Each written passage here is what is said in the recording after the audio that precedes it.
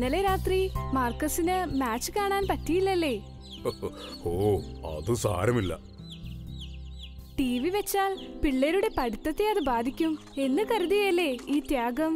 സ്നേഹത്തിന്റെ ഒരു ഭാഗമാണ് ത്യാഗവും. ഈ പുണ്യമാസത്തെക്കുറിച്ച് അറിയാമല്ലോ മോനിക്ക? അറിയാം.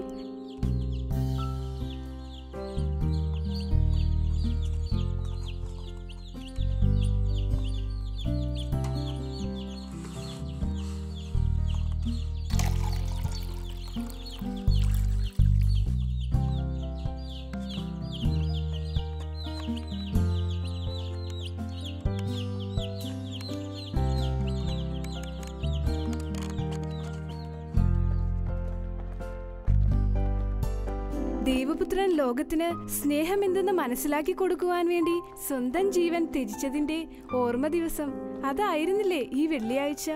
അതേ മോണിക്ക, ക്രിസ്തുദേവൻ നമ്മുടെ ജീവിതത്തിൽ കാണാൻ ആഗ്രഹിക്കുന്നതും സ്നേഹവും ത്യാഗവും ഒക്കെ തന്നെയാണ്. ശരിയാണ്. അപ്പോൾ മാത്രമാണ് നമ്മൾ ക്രിസ്തുവിന്റെ അനുയായികളാകുന്നത്, അല്ലേ? അതേ മോണിക്ക, ദൈവം മനുഷ്യർക്ക് വേണ്ടി അവിടുത്തെ മകനെ തന്നെയാണ് നൽകിയത്. അതെ, ദൈവം നമ്മെ എത്രമാത്രം സ്നേഹിക്കുന്നുവല്ലേ മാർക്കസ്?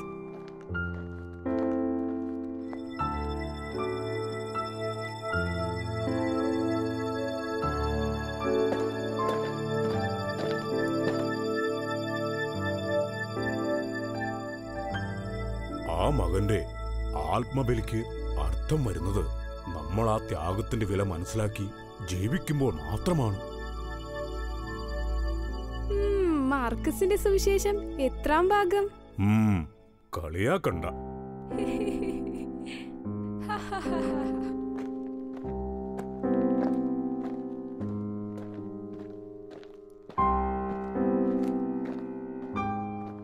ഏയ്, സുവിശേഷം എന്നാൽ നല്ല വിശേഷം എന്നാണ്. മാർക്കസ് പറഞ്ഞതെല്ലാം നല്ല വിശേഷങ്ങൾ തന്നെയാ. എല്ലാവരോടും സുവിശേഷം പറയണമെന്നാണ് ദൈവം ബൈബിളിലൂടെ പറഞ്ഞിട്ടുള്ളതും, അല്ലേ മാർക്കസ്?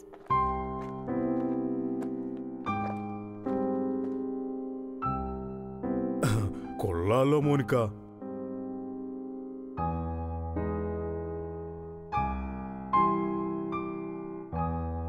അയ്യോ മാർക്കസ്, സംസാരിച്ച് സമയം പോയതറിഞ്ഞില്ല. സ്റ്റവിൽ ഞാൻ വെള്ളം വെച്ചിരുന്നു, ഇപ്പോ തിളച്ചുപോയി കാണും. മാർക്കസ്, ഞാൻ സ്റ്റവ് ഓഫ് ചെയ്തിട്ട് വരാം. മോനിക്ക, താൻ തുണികൾ അലക്കുമ്പോൾ തന്നെ ഞാനത് ശ്രദ്ധിച്ചിരുന്നു. വെള്ളം തിളച്ചപ്പോൾ തന്നെ ഞാനതങ്ങ് ഓഫ് ചെയ്തു.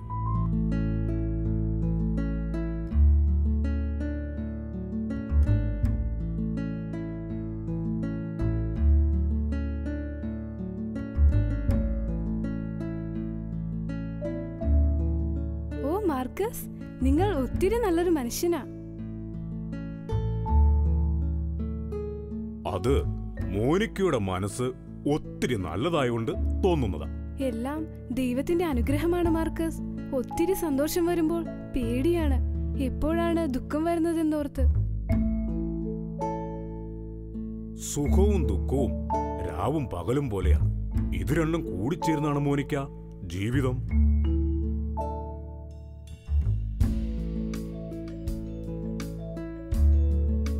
തുടങ്ങിയവരോട് സ്നേഹപ്രകടനം വെറുതെ ഇരിക്കുമ്പോഴെങ്കിലും ഇവർക്കൊന്ന് തല്ലി പിടിച്ചൂടെ? ആ മീൻചട്ടിയും പാത്രങ്ങളും ഒക്കെ ഒന്ന് എറിഞ്ഞുടച്ചൂടെ?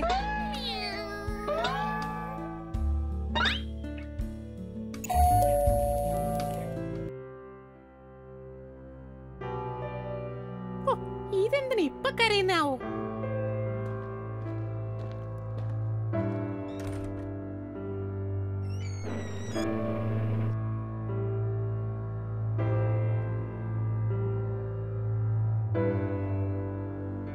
അല്ല, ഇതാരാ? ഇൻസ്പെക്ടർ ജോബൻ സാറോ? Good morning sir. എന്താ ഈ വഴിക്ക്?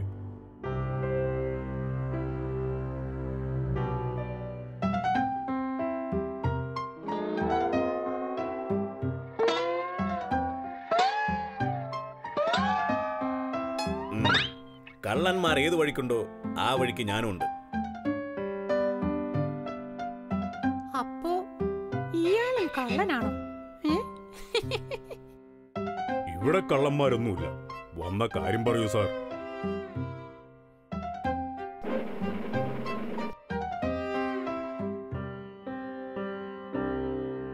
അതെ മാർക്കസ്, പള്ളിയിലെ വെള്ളിക്കുരിശ് ഇന്ന് രാവിലെ മുതൽ കാണാനില്ല. ഇവിടുത്തെ ടോമിനെയും ടീനെയാണ് സംശയം.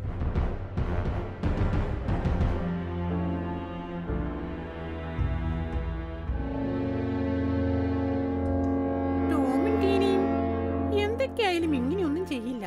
ഈ വിഡ്ഢി ജോബന് ആള് മാറിയതാ. ദൈവമേ, എന്താണ് ഞാൻ ഈ കേൾക്കുന്നത്? നീ കരയാതിരിക്കും മോനിക്ക. ഇൻസ്പെക്ടർ, ഞങ്ങളുടെ കുട്ടികൾ അത്തരക്കാരല്ല. നിങ്ങൾക്ക് ആള് മാറിയതാണ്. ഇവിടുത്തെ വികാരി അച്ഛൻ ഫാദർ ആന്റണി അറക്കൽ അൾത്താരയിൽ പൂക്കൾ വയ്ക്കാൻ ഇവരെ ഏൽപ്പിച്ചിരുന്നു. ടോമും ടീനയും അത് നന്നായി ചെയ്യുകയും ചെയ്തു. ഇൻസ്പെക്ടർ, അവര് പൂക്കൾ വെക്കാൻ ഇവിടുന്ന് പോയിട്ടില്ല. പിന്നെ പള്ളിയിൽ പൂക്കൾ വെക്കുന്നതിന് എന്താ ഇത്ര വലിയ തെറ്റ്?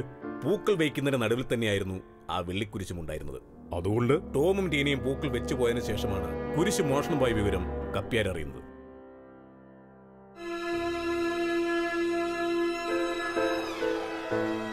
എന്റെ കുട്ടികൾ അങ്ങനെയൊന്നും ചെയ്യില്ല ഇൻസ്പെക്ടർ. നിങ്ങൾ കുട്ടികളെ വിളിക്കും മാർക്കസ്.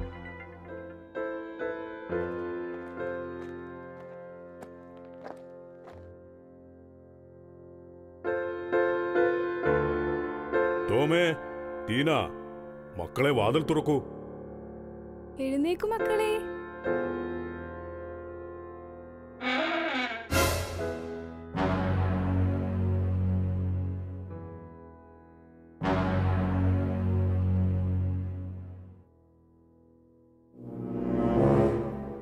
ദൈവമേ, അവരെ കാണുന്നില്ലല്ലോ മാർക്കസ്. ഭയപ്പെടാതിരിക്കും മോനിക്ക. ദൈവം നമ്മളെ കൈവിടില്ല. ഇപ്പോൾ എന്തായി മിസ്റ്റർ മാർക്കസ്? അവരെവിടെ പോയി ഒളിച്ചാലും അവരെ ഞാൻ വിടില്ല. ഇപ്പോൾ ഇവിടുന്ന് പോയ ആ പൂച്ച നിങ്ങളുടേതല്ലേ? അതെ. അതിനെ പിന്തുടർന്ന് ഞാൻ അവരെ കണ്ടുപിടിച്ചോളാം.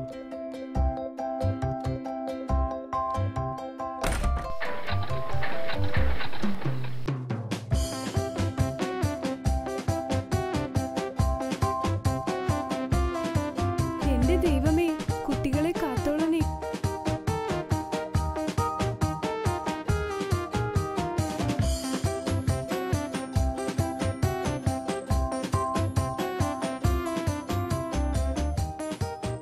എങ്ങനെയും ടോമിനെയും ടീനയും കണ്ടെത്തണം.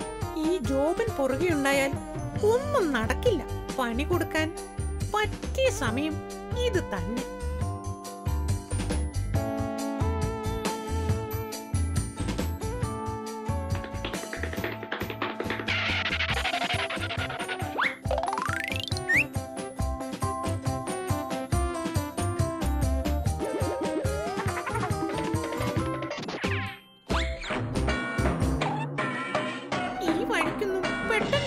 ആരും വരില്ല സാറേ. കുറച്ചു നേരം പ്രകൃതി ചിരിച്ചൊക്കെ കഴിഞ്ഞിട്ട് പോയാ മതിയെന്നേ. എങ്ങനുണ്ട് സാറേ? ആരെങ്കിലും ഓടി വരണേ, ഒരു പോലീസുകാരൻ ചെളിയിൽ വീണു. പോലീസ് എന്ന് കേട്ട വന്യമൃഗങ്ങൾക്കൊക്കെ വലിയ ബഹുമാനമാണല്ലോ. ആരെങ്കിലും ഓടി വരണേ, രക്ഷിക്കണേ, എന്റെ ദൈവമേ രക്ഷിക്കണേ. ആണോ? ഇപ്പം വരും കാട്ടാന, കേട്ടോ? ആരെന്ത് കാട്ടാനാ?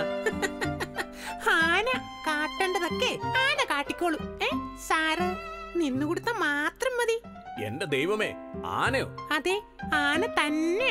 തുമ്പിക്കൈ നീട്ടി ക്ഷയിക്കാണ്ട് തരാനാ ഈ ധീരതയ്ക്ക്. ആനയോ? കാട്ടാനെ രക്ഷിക്കണേ. കാട്ടാനെ രക്ഷിക്കണമെന്നോ? സാറേ, ദൈവമേ രക്ഷിക്കണമെന്ന് പറയും. ചിലപ്പം രക്ഷപ്പെടും. ആരെങ്കിലും ഓടി വരണേ, ദൈവമേ രക്ഷിക്കണേ, എന്റെ ദൈവമേ രക്ഷിക്കണേ.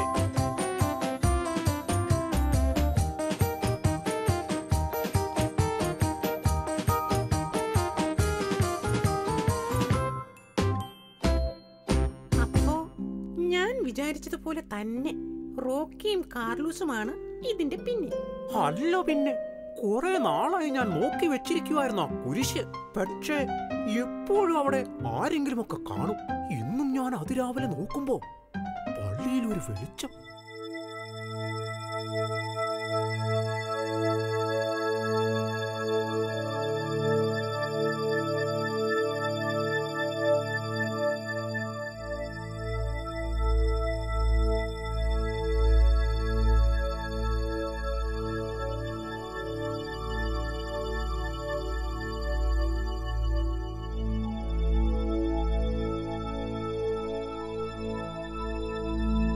ഇതാരാ?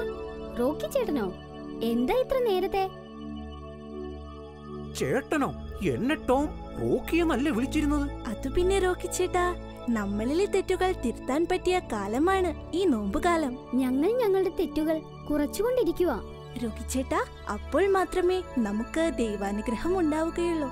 ചേട്ടൻ കുമ്പസാരിച്ച് കുർബാന കൈക്കൊണ്ടോ? ഓ, ഞാൻ അത്രമാത്രം തെറ്റൊന്നും ചെയ്തിട്ടില്ലെന്നേ. ഈ ചേട്ടന്റെ ഒരു തമാശ. എന്റെ തമാശ കാണിച്ചു തരാം മക്കളെ. അപ്പോ ഞാൻ പോട്ടെ. ശരി റോക്കി ചേട്ടാ. ശരി, അപ്പൊ പിന്നെ കാണാം.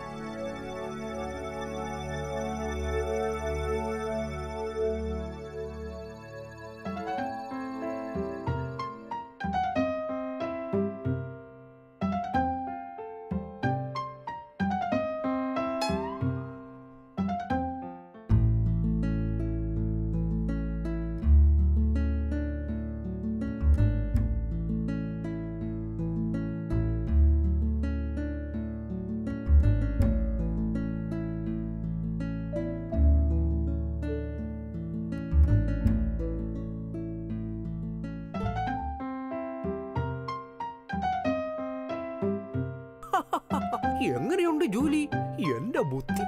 റോക്കിയുടെ ബുദ്ധി അപാരം തന്നെ. എന്നിട്ട് ആ കുരിശെവിടെ? റോക്കി ചേട്ടനെന്ന് വിളിച്ചാ മതി. ശരി ചേട്ടാ. കുരിശ് എന്റെ ഡംപ്യാർഡിൽ ഞാൻ ഒളിപ്പിച്ചു വെച്ചിട്ടുണ്ട്. ടീനയെയും ടോമിനെയും പോലീസ് പിടിച്ചു കഴിയുമ്പോ ഞാൻ അത് വിൽക്കും. ആവശ്യക്കാരെ കാർലോസ് ഏർപ്പാട് ചെയ്തിട്ടുണ്ട്. എന്റെ കമ്മീഷൻ തരുമല്ലോ അല്ലേ? ഇല്ല ജൂലി, നിനക്കിതിൽ ഷെയർ ഒന്നുമില്ല. ഇതിന്റെ ഷെയർ ഞാൻ നിങ്ങൾക്ക് വാങ്ങി തരുന്നുണ്ട്. അതെന്തായാലും എനിക്ക് വേണ്ട. ഞാൻ വെറുതെ ചോദിച്ചതല്ലേ റോക്കി ചേട്ടാ.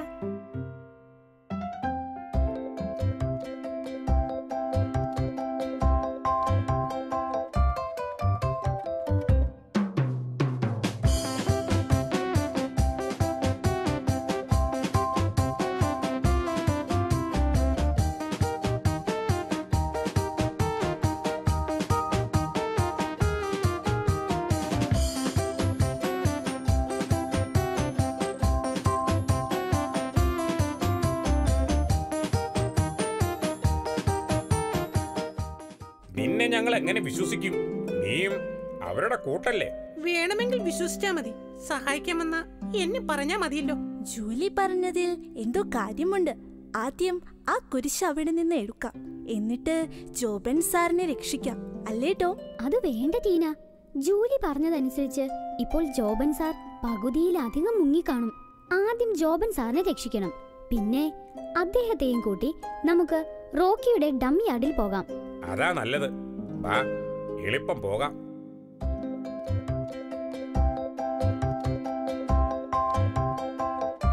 ആരെങ്കിലും ഓടി വരണേ.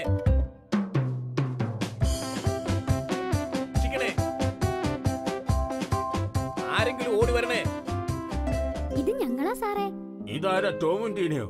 നിങ്ങളല്ലേ പള്ളിയിലെ വെള്ളിക്കുരിശ് മോഷ്ടിച്ചത്? ദേ, ഇതിൽ നിന്ന് കയറണമെങ്കിൽ ഞങ്ങൾ പറയുന്നത് കേട്ടോണം. ആ, മോഷ്ടിച്ചവരെ ഞങ്ങൾ കാട്ടിത്തരാം. കുരിശിരിക്കുന്ന സ്ഥലവും കാണിച്ചു തരാം. ആണോ? എങ്കിൽ വേഗം എന്നെ ഇതിൽ നിന്ന് വലിച്ചു കയറ്റ്, ഇല്ലെങ്കിൽ ഞാനിപ്പോ മുങ്ങിപ്പോകും.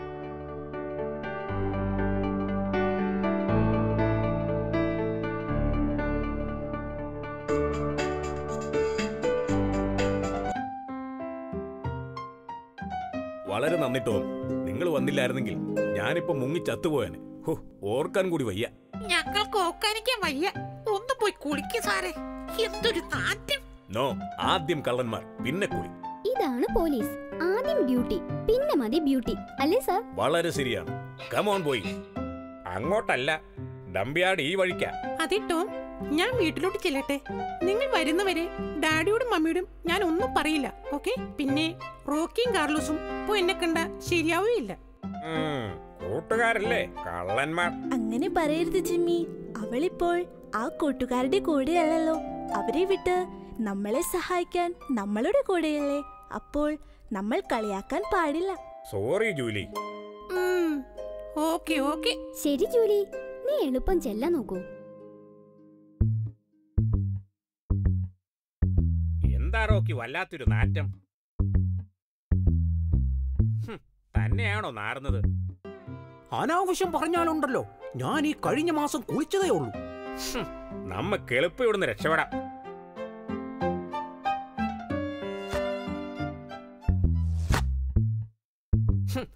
എന്തൊരു നാറ്റം! ആരാ ഇത്? ഞങ്ങളെ വിടൂ. ഞങ്ങളെ പിടിക്കാൻ നിങ്ങൾ ആരാ? മര്യാദയ്ക്ക് വിട്. അയ്യോ ഭൂതം! കുരിശ് കാണിക്കൂ റോക്കി, വേഗം. ഇത്രയും ഗ്ലാമറുള്ള എന്നെ നോക്കി ഭൂതമെന്നല്ലേ? നിന്നെയൊക്കെ ഞാനിന്ന്... ദൈവമേ, ഛർദിക്കാൻ വരുന്നേ. എന്റെ ദൈവമേ, ജോബൻ സാറായിരുന്നു. സത്യം പറയടാ, നീയൊക്കെ എന്തിനാ കുരിശ് മോഷ്ടിച്ചത്? അത് പിന്നെ അത് പറയടാ സത്യം. എന്റെ പൊന്നു സാറേ, ഞങ്ങളെ തല്ലല്ലേ. ഞാൻ സത്യം പറയാം, കട്ടത് ഞാനാണ്. വിൽക്കാമെന്ന് ഏറ്റത് കാർലോസ്. തല്ലല്ലേ സാറേ, ഈ കുരിശ് വിട്ട ലക്ഷങ്ങൾ കിട്ടുമെന്ന് ഓർത്തപ്പോ പണക്കാരനാവാൻ വേണ്ടി ചെയ്തതാ സാറേ. ഞങ്ങളോട് ക്ഷമിക്കണം. നിന്നോടൊക്കെ ക്ഷമിക്കാനോ? നടക്കടാ. ഈശോ മിശിഹായ്ക്ക് സ്തുതിയായിരിക്കട്ടെ അച്ചോ.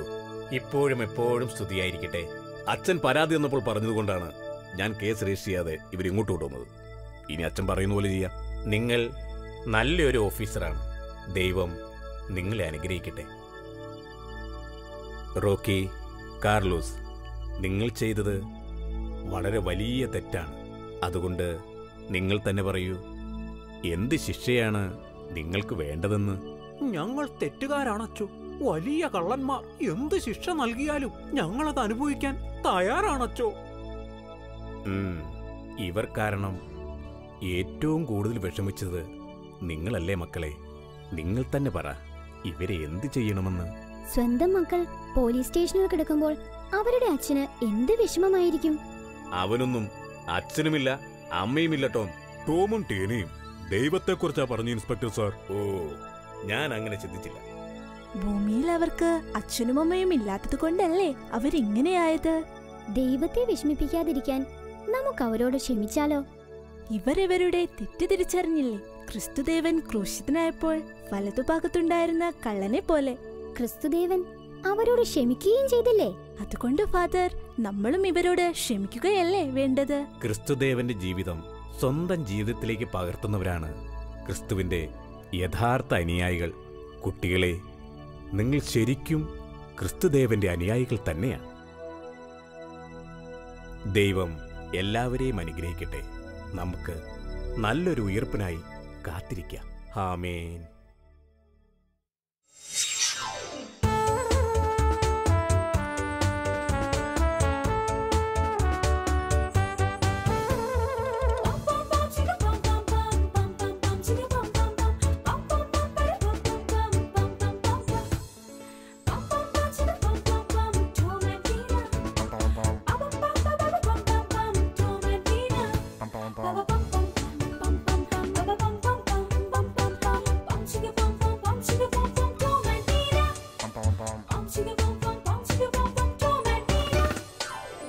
Tom and Tina.